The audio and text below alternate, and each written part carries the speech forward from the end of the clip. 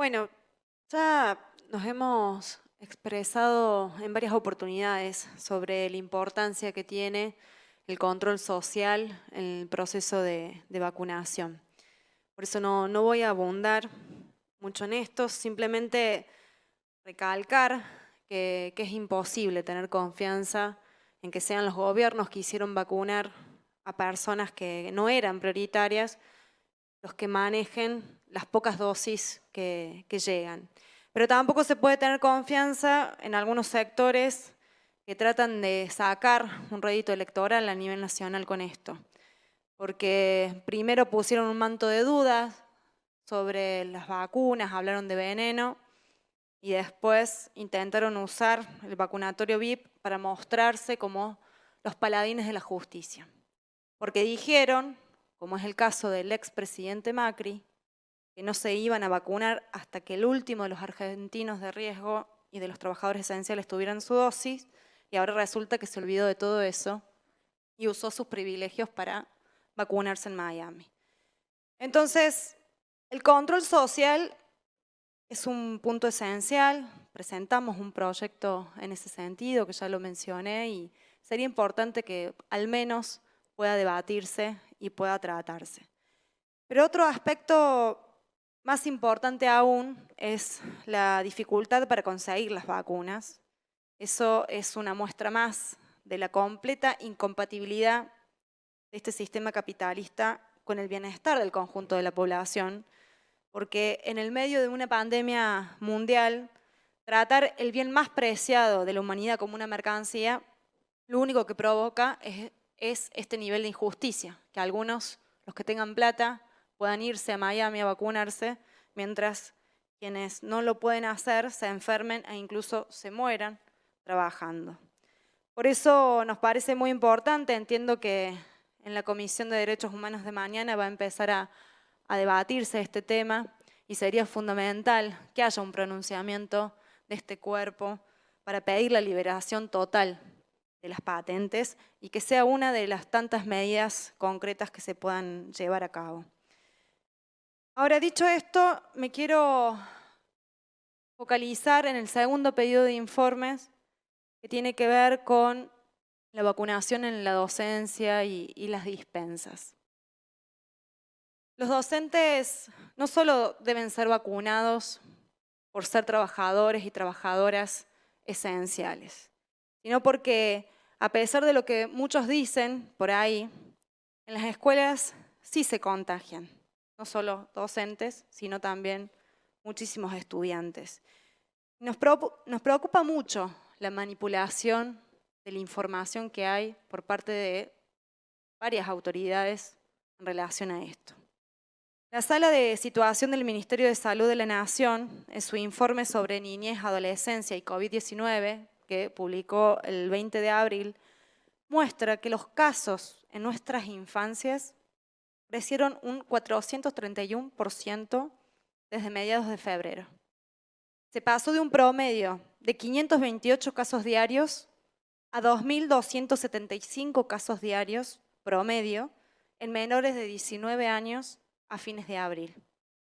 Y el único cambio cualitativo que hubo en esas semanas fue el comienzo de las clases presenciales. De los 191.736 casos informados al 23 de febrero, estamos hablando de menores de 19 años, saltó a fines de abril a 262.572 casos. Esto significa que 70.836 niños, niñas y adolescentes se contagiaron en solo 56 días de clases presenciales, con un promedio de 3 menores contagiados cada 2 minutos en el país. Y esto solo contando los casos registrados, detectados y documentados, ya que no se hacen testeos ni en las escuelas ni a las infancias, quienes suelen transitar la enfermedad en forma asintomática. Y además, insisto, estos son datos de fines de abril. Seguramente ahora ha empeorado más la situación. Entonces, yo discrepo de los sectores que reclaman la presencialidad en las escuelas como sea. De hecho, apoyamos la jornada nacional que hoy se está llevando a cabo en distintas provincias, que acá en Córdoba también va a tener su expresión frente al panel, justamente de docentes que piden por una presencialidad segura, que no es ni de cerca lo que está pasando hoy en nuestra provincia. Según el semáforo epidemiológico que aprobaron en el Consejo Federal de Educación el año pasado, prácticamente en ningún lado debería haber clases presenciales. Y si tomamos el último mapa que publicaron desde Nación, Córdoba está casi toda roja. Entonces, no podemos inventar indicadores, agregar variables para tratar de acomodar la realidad a lo que nosotros queremos. La evidencia científica confirma que es necesaria la suspensión provisoria en las situaciones en las que estamos nosotros. Porque además, las condiciones en las que se está enseñando en las escuelas, la verdad que si no te contagias de COVID, agarras una neumonía. Muchos medios han tomado como nota de color las imágenes de los niños, niñas, los docentes, cómo van a dar clases. La están pasando mal. Es insoportable el frío en estos días en las escuelas. Pero volviendo a la evidencia científica, las mayores revistas de prestigio y reconocimiento internacional abonan lo que estoy diciendo. Voy a decir solo un ejemplo de una investigación que se llevó a cabo en 226 países y fue publicado en la revista Nature sobre las mejores medidas para frenar el COVID, que indica que el cierre de las instituciones educativas es la segunda medida con más impacto para disminuir contagios, con un 73% de efectividad, superado solo por la cancelación de reuniones pequeñas.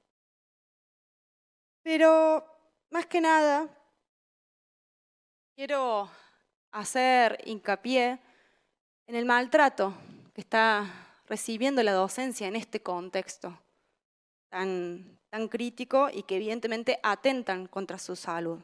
En primer lugar, viene muy lenta la autorización de las dispensas. La mayoría no tienen resolución y eso además traba el pago a los suplentes. Hay casos de vacancias que están cumpliendo 45 días trabajando sin cobrar. El gobierno provincial recién ahora se les ocurrió pedir estudios complementarios de manera inmediata para recién autorizar las dispensas. Entonces imagínense en este sistema de salud como está ahora lo que es conseguir un turno rápido para llevar a cabo todos esos estudios. Y si no vas, empiezan a proceder con los descuentos. En el medio sacaron el famoso Memo 4, que para los que no saben, es una completa aberración del Ministerio de Educación, que les prohíbe a docentes que están embarazadas o que tienen alguna enfermedad que los pone como personal de riesgo, a tomar los cargos que les corresponden según las listas de orden de mérito. Y dicen que no lo pueden hacer porque no pueden garantizar la presencialidad, que no pueden exponer su salud. O sea, para esos casos les preocupa la salud, pero para autorizar las dispensas no. Y para quienes son personal de riesgo y solo recibieron una dosis, que es justamente los que están haciendo volver a trabajar en forma presencial, tampoco. Estamos hablando de personas de riesgo que recibieron solo una dosis encima de la vacuna Sinopharm, que abrió muchas dudas sobre el nivel de inmunidad y sobre todo en relación a las nuevas cepas que están circulando ya en nuestro país y en nuestra provincia. Y a esto hay que agregarle que el docente no lo consideran, como ya también se dijo y lo manifesté también en otra oportunidad, no lo consideran parte de las burbujas. Ahora cambiaron también el criterio para el aislamiento de burbujas, todo con el objetivo de garantizar la presencialidad a toda costa. Yo no pongo en duda el valor social incalculable que tiene la escuela. Quien históricamente lo ha hecho es este gobierno, no solo en todos estos años, sino fundamentalmente ahora, porque si no fuera así, estarían todos los recursos que hacen falta, tanto para garantizar la presencialidad como la virtualidad, que es lo que venimos reclamando quienes sí creemos que la educación es esencial y quienes sí creemos que los trabajadores y trabajadoras de la educación son esenciales. No podemos seguir sometiendo a la docencia y a las familias a una presencialidad insegura, a una virtualidad ficticia y a una bimodalidad completamente precarizante. Por eso, no solo reclamamos que se contesten estas preguntas en relación al proceso de vacunación en los docentes, a las dispensas y a las condiciones en las escuelas. Exigimos sobre todo que se aplique lo aprobado en el protocolo marco del año pasado, garantizando todas las condiciones de bioseguridad, las refacciones y la inversión en infraestructura que hacen falta en las escuelas, la provisión de agua, vacunas para toda la comunidad educativa, que se garanticen los recursos tecnológicos para estudiantes y para docentes, y también un congreso pedagógico de emergencia y con consulta sanitaria, donde la docencia, estudiantes y familias puedan decidir democráticamente cómo garantizar el derecho a la educación en un contexto tan crítico. Muchas gracias.